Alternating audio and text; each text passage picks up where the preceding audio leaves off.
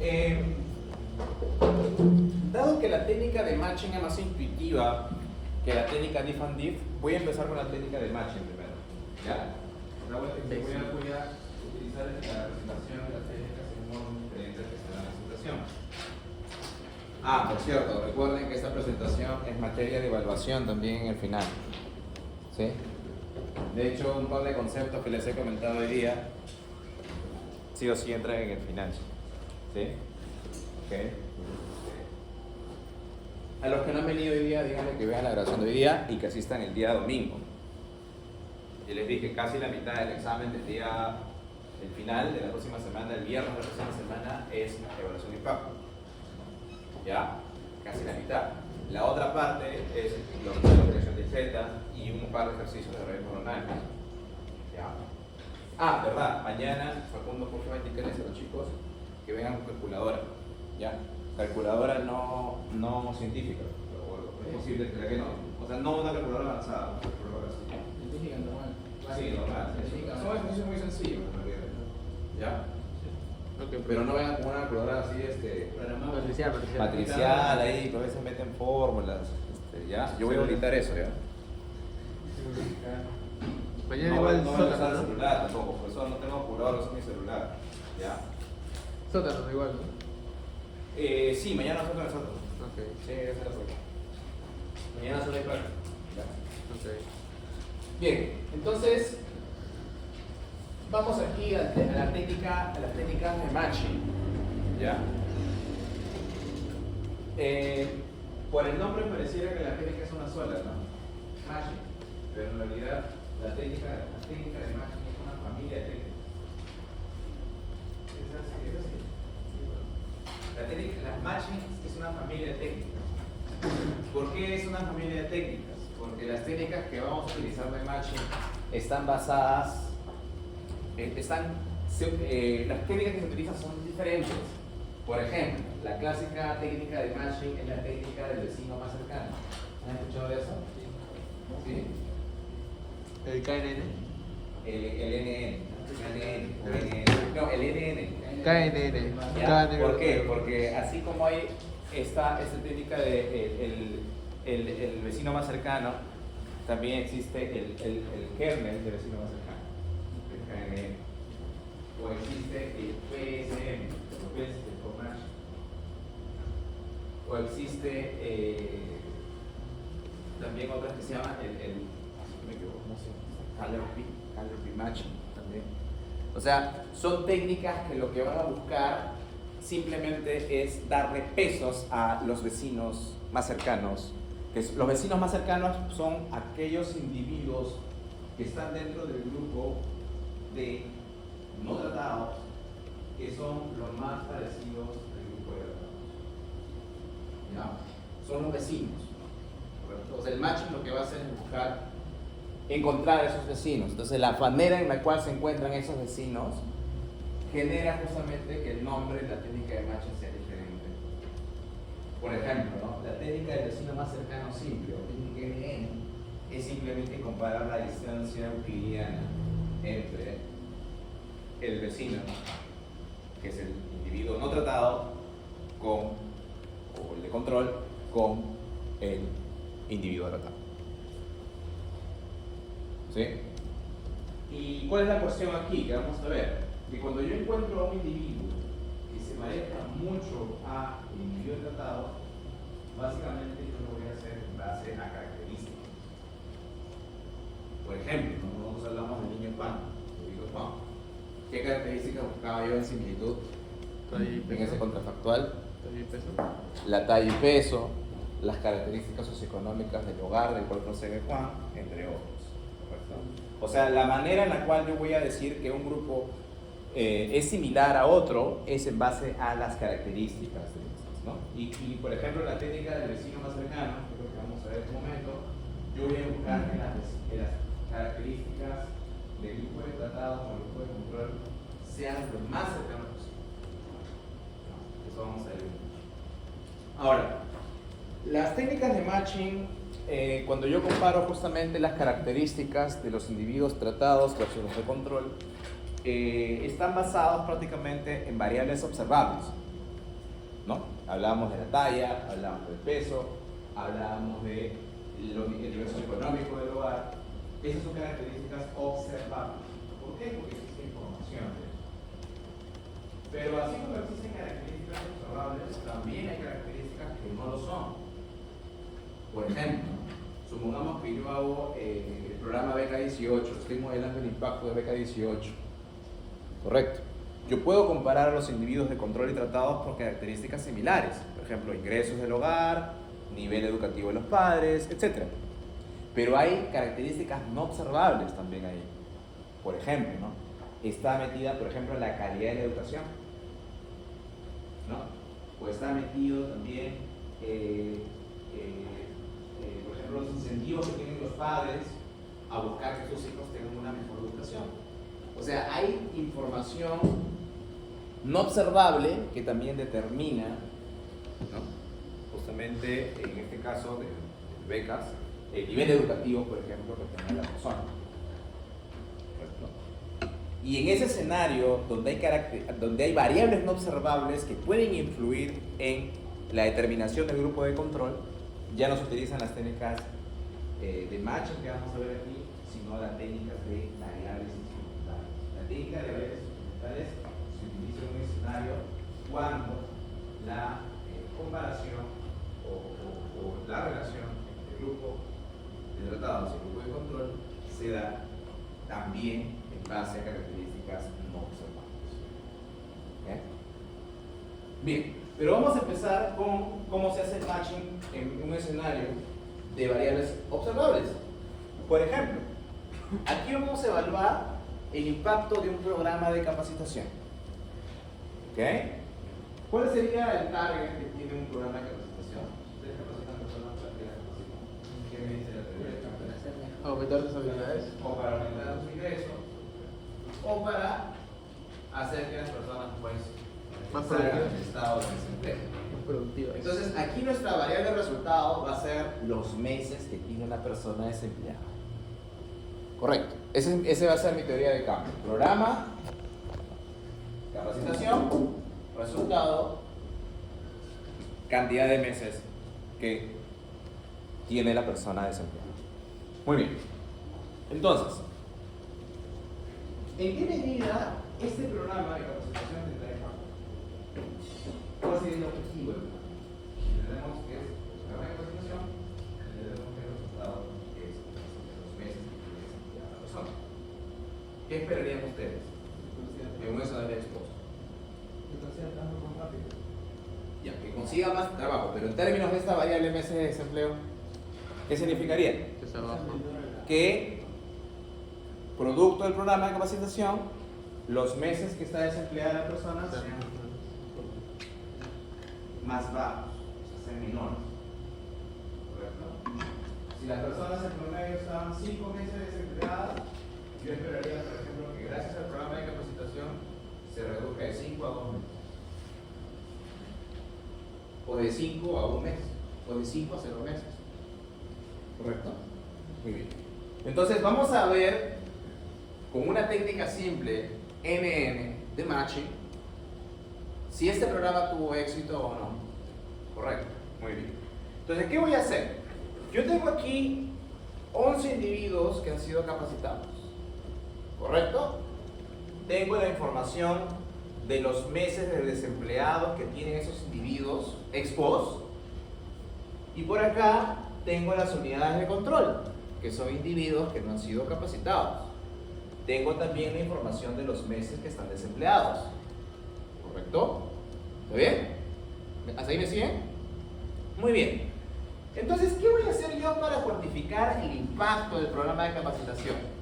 Pues lo que me dice la teoría es que yo debo identificar en ese grupo de control individuos que tengan características similares a los individuos del grupo de tratados. Muy bien. ¿Cuáles son las características similares observables que tengo aquí? Tengo la edad, el sexo y si el individuo tiene estudios secundarios o no. Y lo que hago es lo siguiente. Por ejemplo, mira, yo digo, a ver, tengo este primer individuo.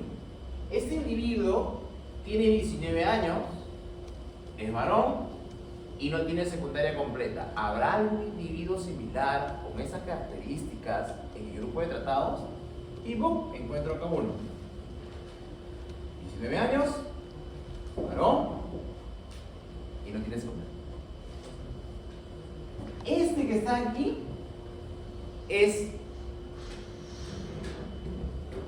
el mejor contrafactual que con esta técnica estaría encontrando de este primer individuo que está. Hago lo mismo con el siguiente, este de acá. Puedo hacerlo con todos, de hecho. Este de acá, ¿qué edad tiene? Tiene 41 años, es mujer y tiene secundaria completa. Busco una persona con las mismas características acá. 41 años, mujer y secundaria completa. Y lo mismo voy a hacer con todos los individuos que están acá. Por ejemplo, lo mismo con este de acá. 24 años, varón y con secundaria completa. 24 años, varón, secundaria. Una vez que yo identifico a ese grupo similar, uno a uno, correcto, aquí en este ejemplo, obviamente, ¿qué es lo que voy a hacer? Bueno, lo que voy a hacer es comparar directamente la diferencia de la variable de resultado de cada individuo con su contrafactual y luego calcular el promedio de esas diferencias de cada individuo con su contrafactual. Porque recordemos que el impacto no se evalúa en individuo, sino se va a evaluar en términos promedio. ¿Correcto? Entonces, ¿qué voy a hacer acá? Bueno, asumiendo que yo encontré solamente 3 individuos allá. Ojo, una cosa también que quiero señalar es, no necesariamente todos los individuos que están en el grupo de tratados van a tener su correspondiente individuo de control. De hecho, nosotros cuando veamos la técnica Propensity Score Matching, vamos a ver que únicamente se va a poder hacer la evaluación de impacto con un grupo de los individuos al cual vamos a denominar el soporte común. ¿Ok? Repito eso. Por esa razón, este ejemplo enfatiza que no necesariamente todos los individuos tienen su matching. ¿Ok? Su matching o su match, ¿no? ¿Okay? Su parecido. Hay otras técnicas que sí tratan de encontrar, sea como sea, matching, ¿no? Incluso algunas técnicas promedian varios individuos para ver si el híbrido generado por un promedio de ellos se acerca al que está acá. Y esas son justamente las técnicas kernel matching, ¿no? Kernel vecino más cercano o caliper vecino más cercano. ¿Sí? Tratan de encontrar un sintético, ¿sí?, de individuo que se parezca a él de acá. Pero bueno, ese no es el caso, estamos hablando de un caso directo, ¿ok? Eso vamos a ver justo en un momento. Bueno, acá primero que es fácil hacer la comparación porque son pocas variables, ¿verdad? Son 3 variables nada más y son pocos datos, es fácil hacer la comparación, visual inclusive. Entonces, eso es un poquito, es un ejemplo intuitivo, obviamente. En la práctica esto no va a ocurrir. En la práctica vamos a tener muchos datos y número 2, muchas variables. ¿Ok? Bien, pero acá estamos asumiendo pocas variables, pocos datos. Pero veamos cómo se cuantifica el impacto, y quiero que aquí entiendan eso. Bueno, este impacto que estoy calculando aquí se le conoce también técnicamente como el famoso ATT. Average Treatment on Treatment. O sea, efecto promedio en el grupo de tratados. ¿Por qué el efecto promedio en el grupo de tratados? Porque estoy comparando el impacto de solamente mirando los tratados respecto a su contexto actual. ¿Ok? Y veamos, ¿qué es lo que nos dice esto? Mira, a ver, veamos el primer individuo. ¿Cuánto tuvo este individuo con estas características capacitado? 3 meses de desempleo. El individuo que es igualito a él, ¿no?, por las características observables, ¿cuánto tuvo de desempleo? 4 meses. Entonces yo digo, el impacto del programa ha sido un mes menos de desempleo. Eso se calcula como 3 menos 4. Hago el mismo cálculo para el segundo. El segundo tuvo un mes de desempleado cuando estuvo con el programa y 7 meses no lo estuvo. ¿Cuál es el impacto para ese individuo? 6 meses menos. 6 meses menos. Y este de acá, profesor, ¿qué ocurre con este de acá que tiene 8? Mira, acá ocurre lo siguiente. Acá ocurre que hay 2 individuos que tienen las mismas características, ¿no? Él, 24 años, varón, secundaria, también. ¿Qué ocurre en ese caso? Se puede promediar. ¿No? ¿Y qué se calcula? La resta de 8 con el promedio de L y N. En ese caso el impacto es 0, ¿cierto? Una vez que tengo el impacto de cada individuo comparando su control, ¿qué es lo que hace la técnica? Promedio. Y ese promedio que me sale aquí, menos 2, es el impacto. ¿Qué me diría entonces este resultado? Me diría que el programa de capacitación a este grupo de 11 individuos ha generado que en promedio este desempleado o desempleado. ¿No? O sea, que su cantidad de extras desempleadas se reduce en 2 meses. Eso es lo que ¿se entiende? Profe, ¿y este modelo solo hace match aquellos que son iguales o también puede ser parecido? Por ejemplo, son iguales en todos menos en sexo. Acá, en la práctica, lo que nosotros vamos a hacer es, en principio, buscar lo que son lo más parecido posible. O sea, tú vas a poder establecer una distancia euclidiana determinada. Puedes decirle hasta cuánto yo considero que son similares. ¿Sí? De hecho, el algoritmo lo que va a hacer es buscar esos acá, encontrando la mínima distancia euclidiana de este contra los de allá. ¿Cómo es la distancia euclidiana? Es como el teorema de Pitágoras. La recta más corta. ¿No? Las distancias al cuadrado sumada y sacándole la raíz cuadrada. Es como que es como un. ¿Por qué Pitágoras? ¿No? Módulo. O el módulo. Es como si tuvieras esto, ¿no? Es como si tuvieras. A ver, para ponerlo aquí. Es como que si tuvieras esto, ¿no? Tienes acá dos variables observables, por decirte algo, y tienes el individuo de tratado que tiene esta característica, ¿no? Este es el tratado, por ejemplo, ¿no? Entonces, y yo, por ejemplo, tengo dos posibles controles, ¿no? Tengo, por ejemplo, este control de acá, control 1, o tengo este de acá, que es el control 2. ¿A cuál de los dos se coge la técnica? A la que tiene la mínima distancia. O sea, si tengo este de acá, la distancia euclidiana que es de 1, y este de acá es de 2, lo que hace la técnica es escoger al control que está más cerca del tratado. Por eso se le conoce como la técnica de vecino más cercano. Lo que hace en la práctica es agarrar, en base a las características observables, escoger al que está más cerca en comparación. Y eso se calcula como esta distancia euclidiana, que es comparar básicamente, es como la magnitud de la hipotenusa en un triángulo que se establece sobre la distancia de las características en base a las variables Ya, pero esos ejes están normalizados porque no creo que sea lo mismo comparar. No. Acá no hablamos de normalización, acá hablamos simplemente de los datos de la variable como tal. Pero es que, por ejemplo, la edad puede variar en 2 años y me parece que no es mucha comparación de que el sexo sí cambie de 0 a 1. Lo que pasa es que acuérdate acá, yo te decía, ¿no? Esta técnica es la técnica más simple, pero hay otras técnicas que inclusive a cada distancia le dan pesos diferentes.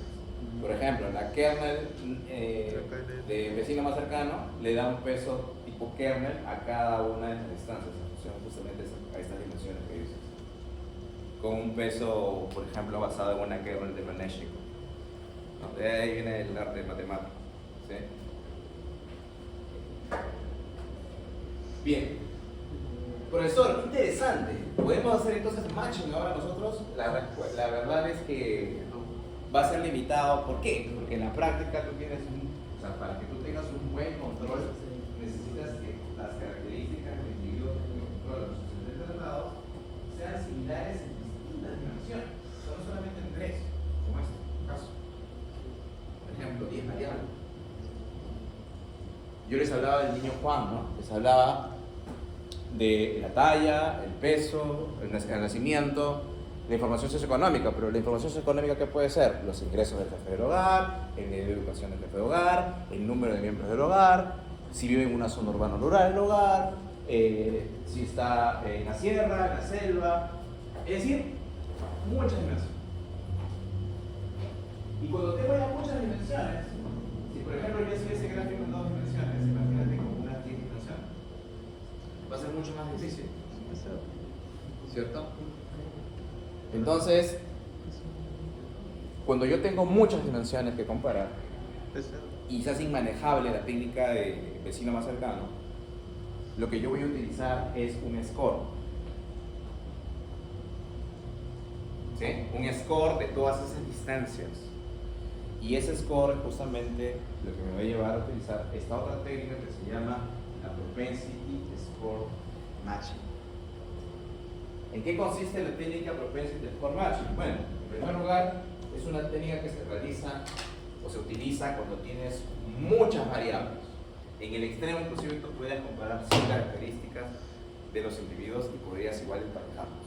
En extremo, estamos hablando de...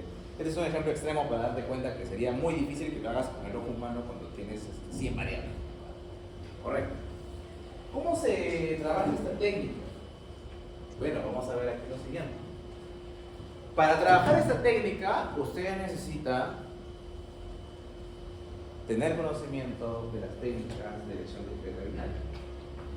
Bueno, y con el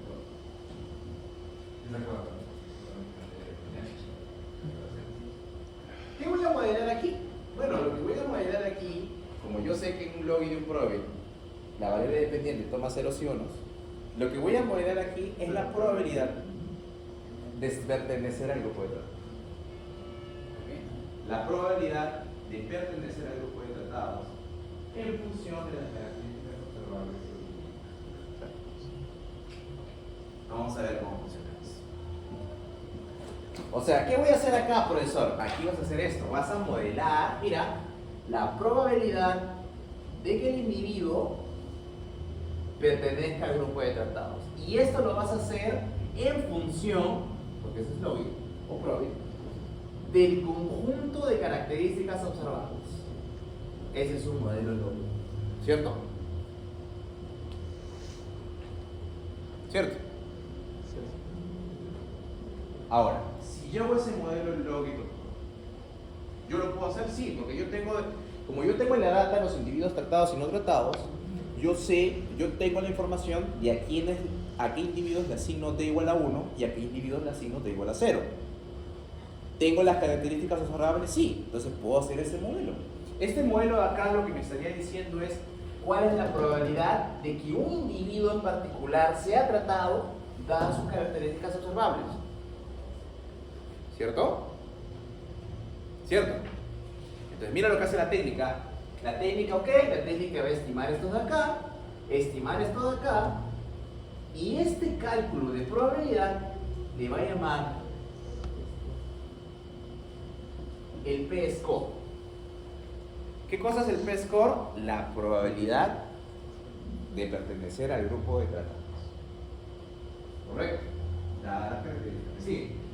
Entonces, una vez que yo tengo el P-score, en base a todas esas características, la técnica lo que va a hacer es encontrar el valor del P-score en el grupo de control que sea el más cercano posible al P-score del grupo de tratados.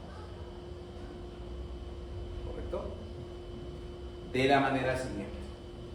Por ejemplo, yo aquí tengo el mismo ejercicio que el anterior, programa de capacitación, ¿correcto? Pero ahora tengo acá las tres variables, ¿correcto? Y aquí calculé el P-score.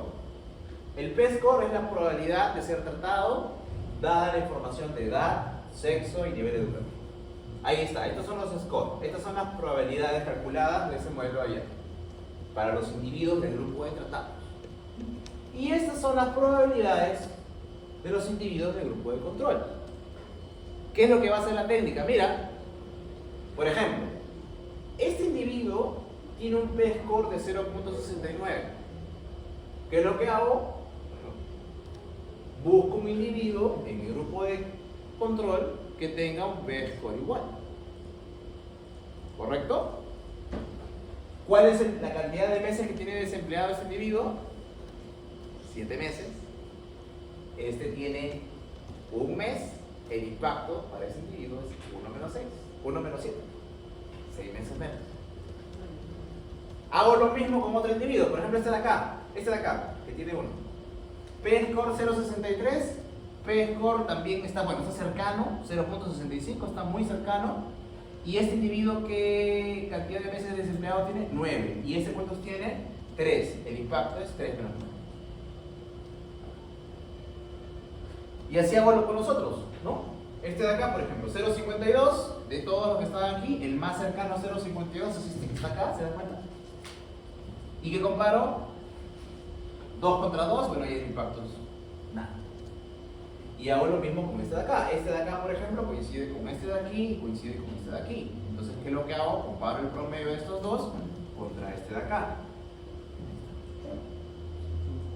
Y de esa manera calculo el impacto promedio. El impacto promedio sería el promedio de la cantidad de meses de desempleado de los individuos comparados del grupo de tratados versus los grupos de tratados. ¿Cuánto me sale aquí con esta técnica? En promedio, 3 meses. Sí. ¿En base a qué variables discretas se calcula el resto Variables discretas. ¿Cuáles variables discretas? O sea, lo que yo decía al inicio, ¿no? Tú, al inicio de tu investigación, tú sabes quiénes son los tratados y quiénes no. Los tratados son los que han sido beneficiados y los no tratados son los que no han sido beneficiados. Entonces, si yo, por ejemplo, tuviera esta data, supongamos que no tengo esta información, ¿cierto? No tengo. Entonces yo le hubiera llamado a él D, y este sería 1, 1, 1. Y acá los D serían 0, 0, 0. Para esto no. ¿Sí? O sea, tú sabes quiénes han sido beneficiados y sabes quiénes no han sido beneficiados. ¿Correcto? O sea, eso siempre es después de haber hecho un programa. Claro, este es ex post. Siempre es ex post, lo que les decía. No se puede hacer esto ex ante. Tienes que saber quiénes han sido beneficiados. ¿Correcto? Muy bien. ¿Qué tal? ¿Qué les pareció la técnica de López y de Score Action? O sea, básicamente se hace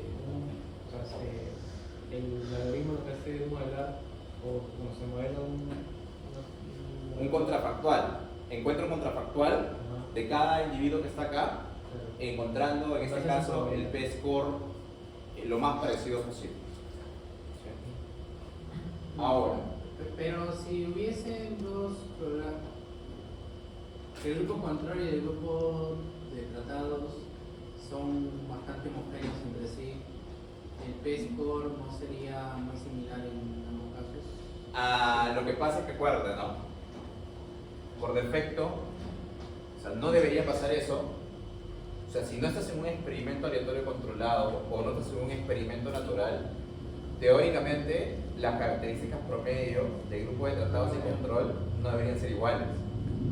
Pero ¿qué es lo que estoy haciendo en esta técnica? En esta técnica lo que estoy haciendo es tratar de armar dentro de todo el grupo de tratados y de control aquel grupo que sí tiene características muy similares. ¿Correcto?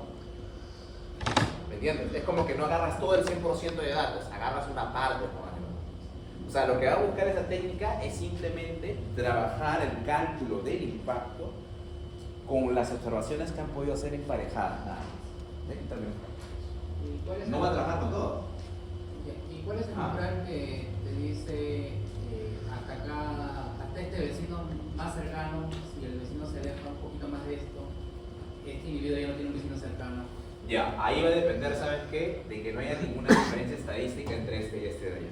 O sea, va a depender no solamente de la diferencia de la magnitud, sino también del estándar de error que tú quieras conseguir. Ajá. ¿Sí? Eso tú te lo vas a decir a la algoritmo. Por respecto a que dos estándares por lo que vamos a verlo en la aplicación. ¿Ya? De hecho, el día de hoy voy a hacer la primera aplicación y el diff and diff de repente hoy día lo presento teóricamente y el día domingo ya lo vamos a explicar. ¿Ya? Es más sencillo, ¿no? Bien, ahora déjame ver si creo que hay algo más. Ya, sí. Aquí está, por ejemplo, lo que les decía, ¿no? Naturalmente, tú vas a tener, aquí tienes la gráfica del P-score, ¿sí? Y vas a tener dos distribuciones. Una distribución del P-score de los individuos de control y otra distribución del grupo de tratados. Pero ¿con quiénes vas a trabajar? Únicamente con los que se parezcan más entre tratados y control. A eso le vamos a llamar el soporte común. ¿Sí? Si ustedes ven aquí el soporte común es esta parte que está aquí al medio. voy a pintar de rojo como está aquí, esta parte de acá. O sea, no trabajo con todos los individuos, solamente trabajo con aquellos que están en esta parte. ¿Por qué trabajo con los individuos que están en esta parte? Porque aquí todos los individuos tienen una probabilidad diferente de cero de pertenecer al grupo de control o pertenecer al grupo de tratados. En cambio, los individuos que están a los extremos tienen una probabilidad bastante baja de pertenecer a eso, conjuntamente. O sea, tienen que ser individuos que puedan estadísticamente pertenecer a los dos grupos. Es la única forma. ¿Qué pasaría, profesor, en el extremo? Porque tú dices, ¿verdad? Si los individuos de control y tratados son extremadamente diferentes. Si son extremadamente diferentes, entonces no voy a poder hacer matching, ¿cierto? Entonces debería pasar esto, ¿no? Voy a recrear acá este gráfico. Debería pasar, por ejemplo, que si son extremadamente diferentes, voy a tener esta distribución del grupo de tratados, del grupo de control, y voy a tener, por ejemplo, esta distribución del grupo de tratados. En este caso, ¿se podrá hacer matching? No, porque no hay ninguna intersección. El soporte común aquí no existe. ¿Entiendes? Y se superpone prácticamente. No, eso no va a ocurrir. Ya.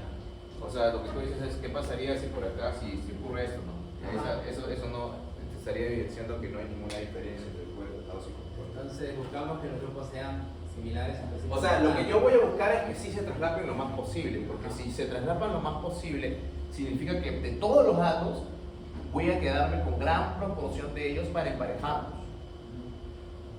Tenemos también otros escenarios no extremos, pero podríamos también tener un escenario como este, ¿no? Podríamos también tener un escenario así, ¿no? Donde hay un soporte común, pero muy chiquitito, ¿no? Podría pasar eso también. Tienes esto, ¿no? Y tienes un soporte común muy chiquitito. Aquí lo que va a pasar es que vas a tener insuficiencia de datos. ¿Sí? ¿Ok? O sea, existe un soporte, pero el soporte es muy chiquitito. Esto se puede mitigar, sin embargo, esto se puede mitigar. Se puede mitigar empleando técnicas de bootstrap, que fue lo que vimos la clase anterior. ¿Sí? O sea, es decir, en lugar de valerme de los datos tal como están, de repente hago un muestreo con reemplazo y de esta forma tengo más observaciones que comparar. ¿Sí? Eso lo vamos a hacer en la aplicación. Bueno, ahí está la fórmula de cómo se calcula la probabilidad, cómo se calcula el p-score de cada observación. Simplemente, acuérdense esta fórmula. Log, ¿ya? Por para mañana. Probabilidad. No, el Probi tendría que hacerte que utilices la tabla normal. Pero esta fórmula todos se deben acordar, ¿no? El X, el X beta, el bueno más X. ¿Ok? ¿Ya? Acuérdense. Ya, entonces, ¿qué tenemos acá? Bueno, simplemente acá tú estimas el beta y luego reemplazas y tienes los p-score de cada individuo en función a sus características. Eso es lo que te está diciendo. Sí, muy sencillo. Muy bien. Bueno, ahí está, ¿no? Solamente se puede comparar el nivel de soporte común y se va a emparejar, ¿no? Y el impacto finalmente va a ser la resta del resultado de los individuos del tratados versus los de control emparejados en promedio, ¿no? ¿Correcto? Este es el impacto PSM, impacto de Propensity Score. ¿Ya? ¿Claro quedó? ¿Quedó claro el mensaje de cómo se calcula? Pareciera muy sencillo, ¿cierto? Sin embargo, obviamente hay que hacer algunas pruebas de validación, pues. Eso es lo que voy a ver en el Stata. ¿Okay? El Stata, por ejemplo, tiene que corroborarte que las características promedio de los individuos que han sido emparejados tienen que ser iguales. Si hubiera por ahí características en donde encuentran diferencias entre esos emparejados, significa que la técnica está fallando. De hecho, todas las técnicas posibles que pueden manejar, que pueden utilizar, si ustedes llegan a su test con procesos por Apache, ahí está justamente el paper que viene al final de Google Álvarez, en poder medir. Ese trabajo, ese paper de Julian Álvarez, creo que es un artículo. ¿Está? Ahí está, Julian Álvarez. Es un artículo de la Marine Policy, ¿ok? Y es un artículo que tiene todas las pruebas que llama de fiabilidad para validar la técnica de Propensity Score Matching. Así que es una técnica que ustedes podrían replicar aquí. Nosotros vamos a ser parte de la réplica que está acá, ¿sí? Con la data de Fontainebleau. Ahora, paréntesis aquí, para utilizar esas técnicas, claro, uno diría, aquí tiene la data, aquí me comando, vamos a ver, y está, sí. Pero una de las cosas más complejas de hacer en este tipo de aplicaciones es armar tu data. Colapsarla, tratarla, depurarla, y la fuente de información de dónde es, expuestas. ¿Sí? Aquí, por ejemplo, creo que la data la señala, ahorita les digo, porque es verdad.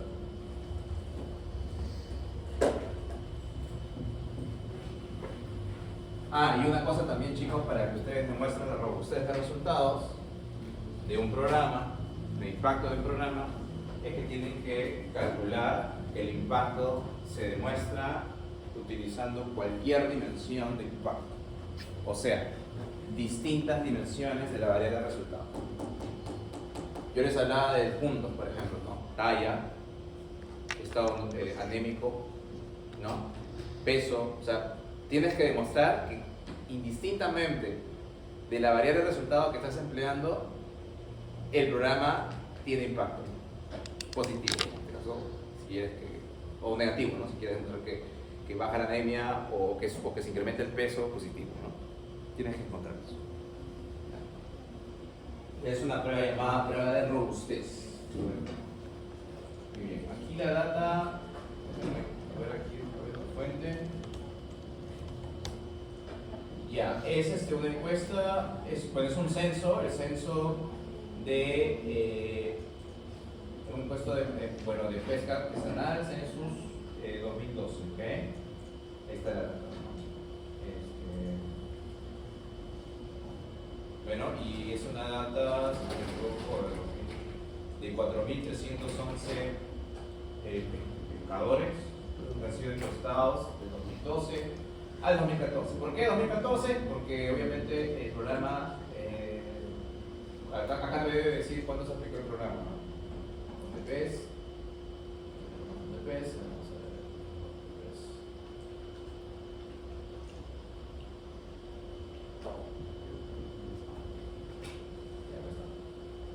Ya, el FONDEPES es un programa de crédito, como les dije, es un programa de crédito garantizado que se le da a los pescadores artesanales, y las variables de resultado aquí son varias, ¿ok? Pero la variable de resultado que vamos a analizar en esta aplicación es la variable profit, la variable de ganancia. Vamos a ver entonces si el pescador ha sido beneficiado por este programa FONDEPES, ha tenido un impacto significativo y positivo sobre las ganancias que tiene el pescador. Y para eso vamos a utilizar la técnica de propensity score matching. Muy bien, vamos a hacer rápidamente esto, ¿ya? Entonces, yo aquí les he dejado, aquí tenemos un do file y aquí tenemos una base que se llama base práctica. Voy a agrandar esto.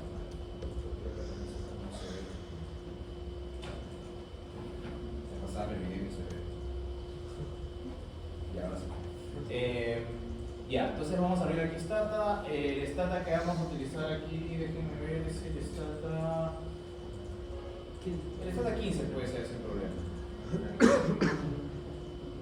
Muy bien. Entonces vamos a abrir aquí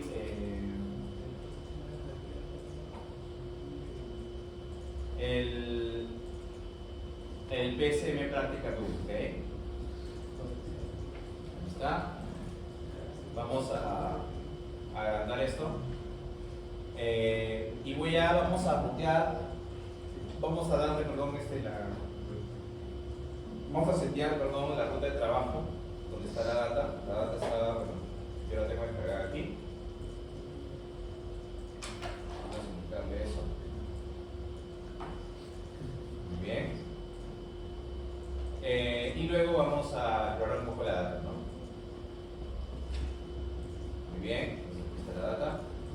La data tiene muchas variables, como pueden ver, y es información que está a nivel de pescador, ¿no? Tenemos 5.928 observaciones. Algunos de los datos están perdidos, no hay, ¿correcto? Pero bueno, lo que vamos a hacer es trabajar con los datos que hay. No vamos a eliminar, de hecho, los datos perdidos. Aquí está la variable de resultado, la variable profit. Ya ahorita vamos a explorar. Si quieren ustedes explorar cada variable, ya saben que lo pueden hacer con un código. Y ahí está, ¿no? Vamos a ir acá. Lo que tienen que hacer primero es encontrar cuál es la variable de resultado y cuál es la variable que me indica si ha sido tratada o no la observación. Entonces, eso, la variable de resultado está aquí en profit. Vamos a poner acá profit. Ahí está. La variable profit es una variable numérica, es una variable que va de 0 a 12.250 y se mide en términos de ganancia mensual. ¿Ya? Bueno, respecto a la moneda aquí estaría en soles, ¿no? Entonces, miren, hay pescadores que tienen hasta 12.250 soles de ganancia. Naturalmente, esos son poquísimos, ¿no? Si ustedes hacen aquí un histograma, el profit, pues tenemos poquísimos individuos que están en ese nivel, ¿no? La mayor parte de pescadores están con ingresos pues, bastante pegados debajo de 2.000 soles. No son tan altos. ¿Ya? 1.200, ¿no? Cerca de 1.200. Bien, y la variable de tratamiento es el acceso al crédito, que es esta que está acá, es all credit. Vamos a ver aquí un poco de la variable all credit. ¿No? ¿Cómo se llama? All credit. Ahí está. Escribí mal código. Estaba escribiendo encima de él. Ya, ahora sí. Entonces, ahí está. Tenemos all credit, tenemos la desventaja que tenemos acá es que teníamos 5.928 datos, pero 4.761 de ellos son datos perdidos, con lo cual solamente nos queda para hacer la evaluación un total de cerca de 1.000 datos nada más, de los cuales 847 son tratados y 320 van a ser los de control, ¿no? Eso va a ser una limitación que obviamente vamos a buscar superar con la técnica de bootstrap, ¿no? Dado que tenemos un poco más, ¿no? Muy bien. Bien, entonces vamos a ver si el DoFi. Aquí tenemos también la variable que llaman TreatLink Group. La variable TreatLink Group, que voy a tabular en este momento, me refleja esta. A ver, vamos a ver acá. Creo que esto no lo puse. No, creo que acá la variable all credit. A ver, perdónenme.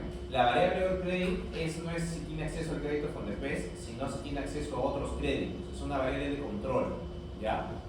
La variable que sí refleja el que ha sido tratado es la TreatLink Group, ¿ya? Voy acá a traerla. Vamos a poner aquí un code por esta variable, perdónenme. Y ahí está. Entonces tenemos, acá ese está mejor, 498 que han sido financiados por FondDepes y tenemos 5.094 observaciones que pueden servir como referencia para establecer los grupos de control o el grupo de control, ¿no? Ahí está, este es el escenario. Muy bien, entonces con eso de ahí vamos a hacer una primera estimación, o sea, una estimación que se calcularía en base a un concepto de efecto, ¿no? O sea, ¿cómo ustedes podrían calcular? Hola Mauro, estoy en clase todavía. ¿Aló? Sí, Mauro. Sí. Ajá.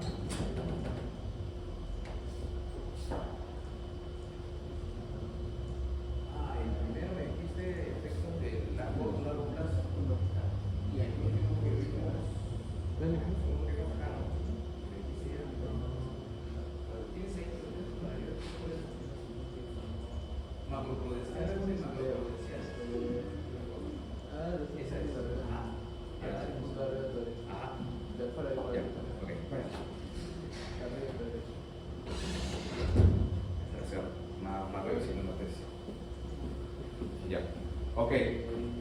Bien, entonces, les decía, ¿qué pasaría si yo obviando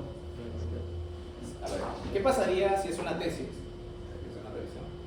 Que me dice que quiere modelar el impacto, ¿no? El impacto del acceso al crédito de Fondepes con una regresión donde la variable treatment, que es esta, es una dicotómica, ¿no?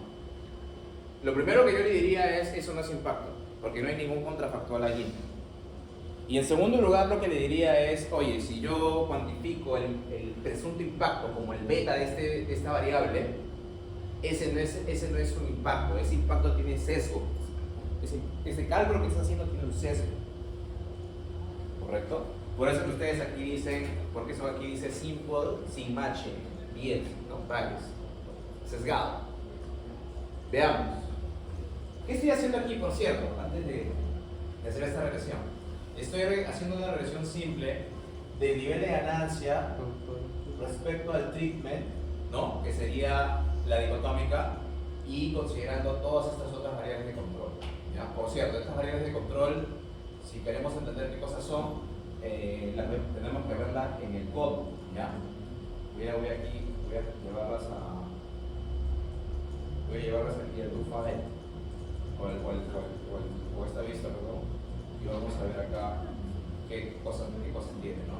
Por ejemplo, la variable slaughter es si tengo financiamiento o no, un tipo de financiamiento que se llama financiamiento de faena. Tipo de agente es si es tenemos tres tipos de agente, si es pescador artesanal, si es un armador o si es pescador y armador. La terminología exactamente no la conozco, es un armador, solo es un pescador. Si tiene acceso a otros créditos, el sexo del pescador, si es jugador o mujer, si pertenece a la formalidad o no formalidad, también es un control. Realiza otras actividades, también puede influir en sus ganancias. O sea, tienes que aquí incluir todas las reglas de control posibles, ¿correcto?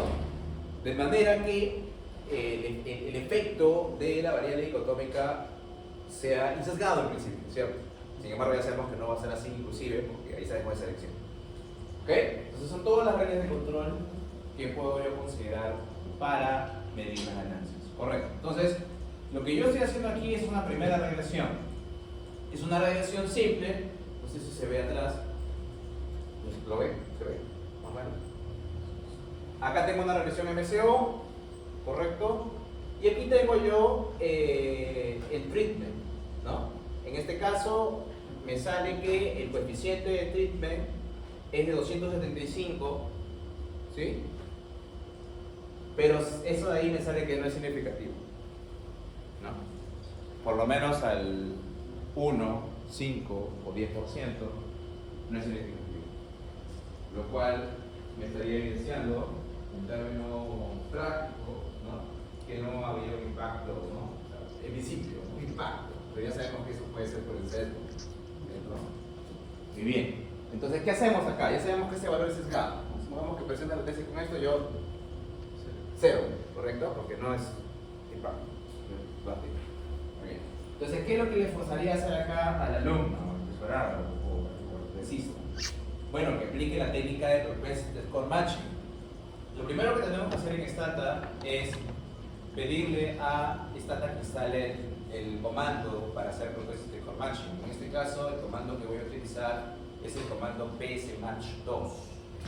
Para instalarlo directamente, sin necesidad de finding, ¿okay? Que nos retrasaba mucho en el caso anterior, es correr esa línea de comando, sss, espacio install, espacio psmatch2. Tú corres esto, esperas aquí que el Stata te diga que está instalando, y luego, cuando salga la installation complete, ya podemos utilizar ese ADO psmatch2. ¿Hasta ahí me siguen todos? ¿Sí? Muy bien. Una vez que ya tengo ese comando instalado, voy a aplicar aquí la técnica de propensity score match. En este caso, voy a empezar utilizando la técnica empleando un muestreo que voy a llamar muestreo por reemplazo. ¿Ya? Ahorita vamos a ver. Y luego voy a hacer el mismo cálculo a modo de mostrarlo a ustedes, empleando un muestreo que no es de reemplazo. ¿Ya? ¿Cómo se aplica la técnica? Bueno, lo que hacemos para aplicar la técnica es lo siguiente. Primero se escribe el comando psmatch2. Siguiente, se escribe el nombre de la variable que es nuestra D. Es decir, nuestra variable que me dice quiénes son tratados y quiénes no son tratados. Y seguido de todas las variables observables que voy a considerar para poder hacer el emparejamiento. En este caso, todas las variables que voy a utilizar como emparejamiento son las variables que hace un momento había dicho que son variables de control. Todas. Muy bien. ¿Hasta ahí me siguen? O sea, a ver, vamos a hacerlo acá en la pizarra, creo que en la pizarra es más sencillo. O sea, lo que estoy haciendo es esto, ¿no? Estoy aquí utilizando el comando psmatch2, luego hago referencia a la variable que me identifica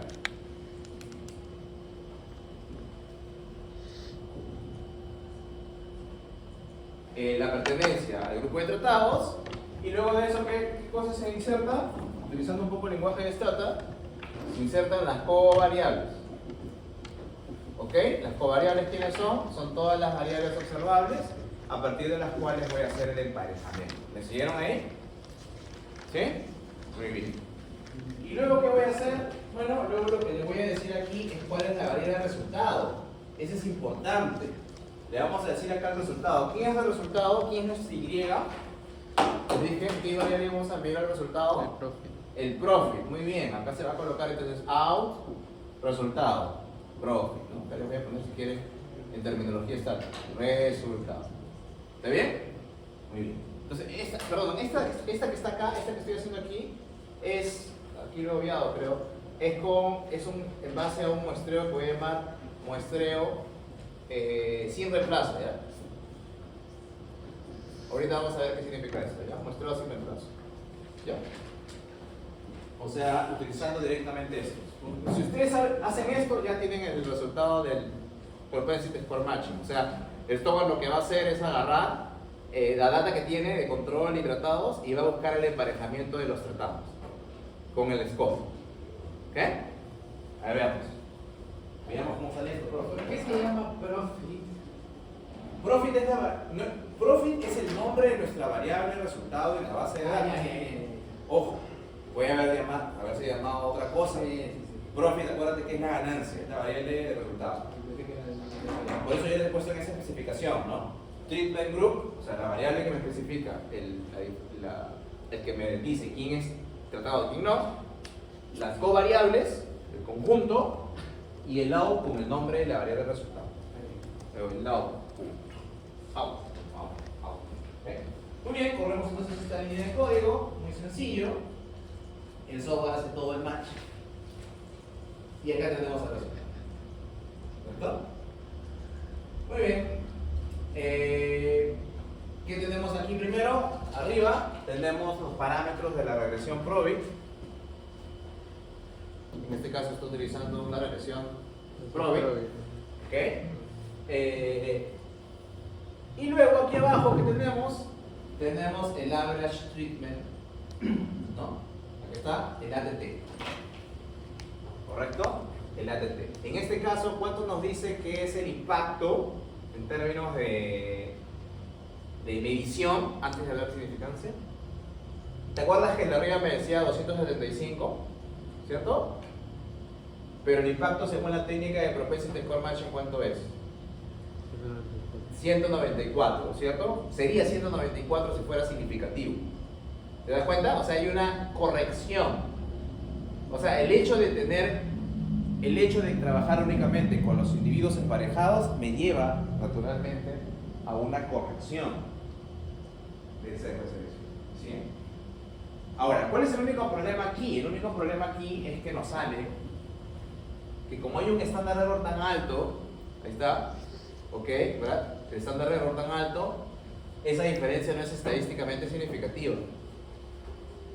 Pero eso que puede verse, se puede ver a los pocos datos que tenemos como individuos tratados. O sea, es posible que nuestro soporte común sea muy chiquito. ¿Sí? ¿Ok? Es más, ahí está, ¿no? Si tú acá tienes una tablita, la tablita te dice que todos tiene 77 tratados. Muy poquito para hacer el match. Así es.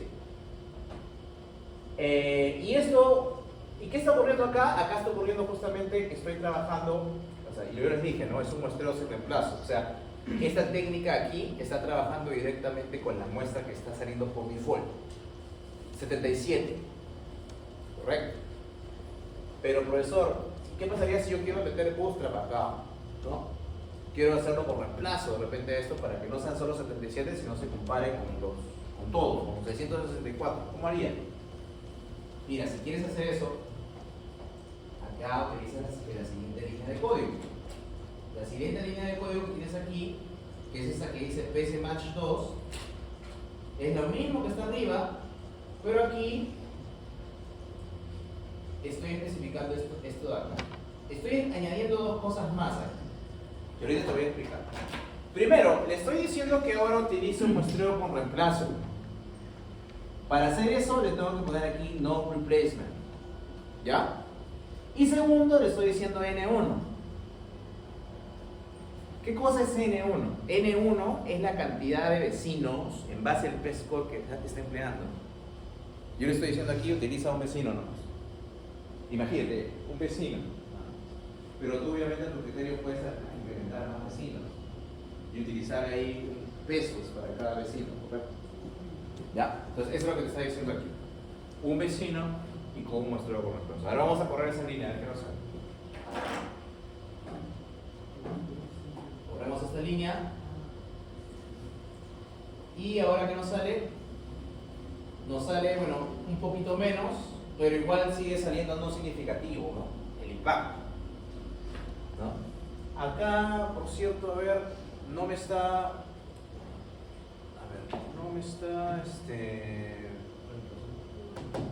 cobrando con reemplazo, ¿no? Entonces, ¿sabes qué? Ya, ok, si esto no me garantiza que estoy utilizando un muestreo con reemplazo, yo aquí tengo una abajo, voy a detenerme un ratito, ok, para aplicar una técnica de bootstrap, ¿ya? Abajo hay una que dice bootstrap, ¿ya? Aquí está exactamente lo mismo, pero aquí lo que estoy haciendo es un muestreo con reemplazo repetitivo. ¿Para qué hago esto? Esto de aquí, que va a ser un bootstrap, ¿sí? ¿Cómo sé que es un bootstrap? Es básicamente porque aquí estoy, o sea, acá lo que le estoy diciendo al programa es, oye, haz esto de acá, en base a un programa que llamo el programa MyPSM, o sea, mi Propensity Score Matching, ¿sí? Le estoy diciendo que haga esto mismo que he hecho arriba, ¿sí? Eso mismo que he hecho arriba. Y aquí les voy a decir que lo haga esto varias veces con muestreo con reemplazo. Aquí estoy usando el bootstrap. Bootstrap, seguido del nombre del indicador que le voy a llamar Average String Value, ¿no? En Twitter, que es el escalar calculado de esto, empleando 100 muestreos con repetición y con una semilla aleatoria. ¿Ya? Este es un bootstrap.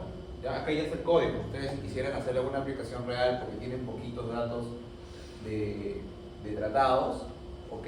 Pueden utilizar esto y van a ver la diferencia. Ahora lo que va a hacer el programa es ya no trabajar solo con los 77 de tratados y emparejarlos, sino va a trabajar con los 664. ¿Ok? Obviamente aquí el único problema va a ser que la computadora se va a demorar un poquito. Ustedes corren esto profundamente. La computadora empiezan a hacer unos más. Ahí lo que está haciendo es hacer el bootstrap. ¿Qué hizo acá? Terminó, ¿correcto? ¿Y qué tenemos?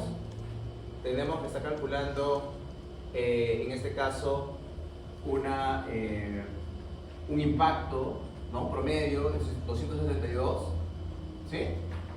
Y en este caso sigue siendo no significativo, pero es más significativo que los casos anteriores, si se dan cuenta.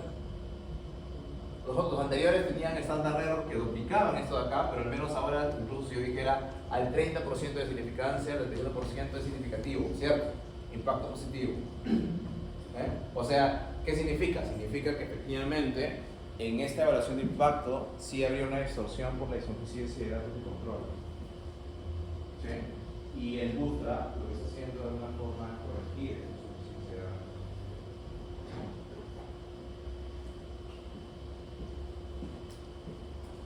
Bien. Bueno, hay algunas cosas más vinculadas a la validación de la técnica que vamos a ver ya la siguiente clase. Como por ejemplo la técnica, estos test que están aquí, que son los PS test, no es PS del artista, es PS test. PS test lo que van a hacer es validar que la diferencia promedio de los individuos del grupo de tratados por control son cero prácticamente. ¿Sí? Y luego vamos a aplicar también otro test que se llama el test de clasificación. ¿Sí? Okay. También vamos a ver la gráfica del soporte común, ¿ya? Pero eso lo vamos a ver ya en la sesión del día domingo. En la sesión del día domingo voy a terminar la aplicación del Propensity Score Matching, desarrollando un poco el paper que va a venir al final. Y por otro lado, les voy a mostrar la técnica de if y su aplicación. También algunas referencias teóricas sobre la relación discontinua y la de variables instrumentales, pero a nivel teórico. Ahí ya no voy a hacer la aplicación, ¿ya? Porque ya escapa los alcances del curso. El tema de evaluación de impacto que estamos viendo en econometría 3 es tema de introducción a la evaluación de impacto. Entonces, nosotros estamos viendo un poco más de la introducción. La idea es que ustedes ya luego lleven un curso, o en posgrado, o en otro fuera, un diplomado, o un curso pequeño, donde ya se ve eso. Es una introducción. Muy bien. ¿Alguna pregunta? Gracias. ¿Hasta aquí? ¿Ninguna? ¿La lista dónde está? Yo sí tengo una pregunta. ¿Dónde está la lista? No viene firmado. ¿Firmaron todos la lista? ¿Había lista? Sí, firmado. asistencia. Ya, por favor, firmen la lista, chicos. Y nos vemos el día de mañana. Vengan temprano, ¿ya? A las 8. Vengan a las 8. No se olviden de traer la calculadora. Si por punto avísales, por favor, a los chicos por el grupo tal vez que tienen que traer la calculadora.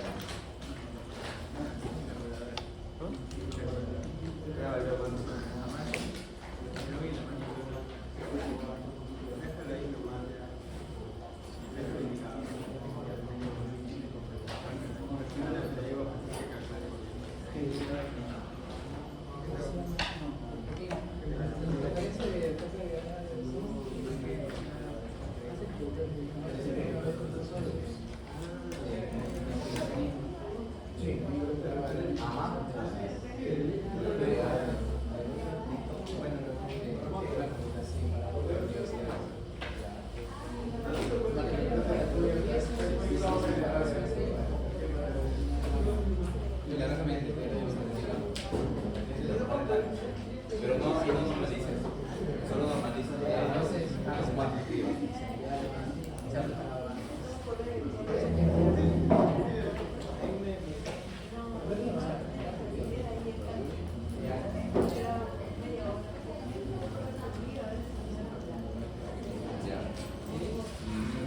Ya, pero ahí no te puedo decir. ¿Cuándo se queda con los creo?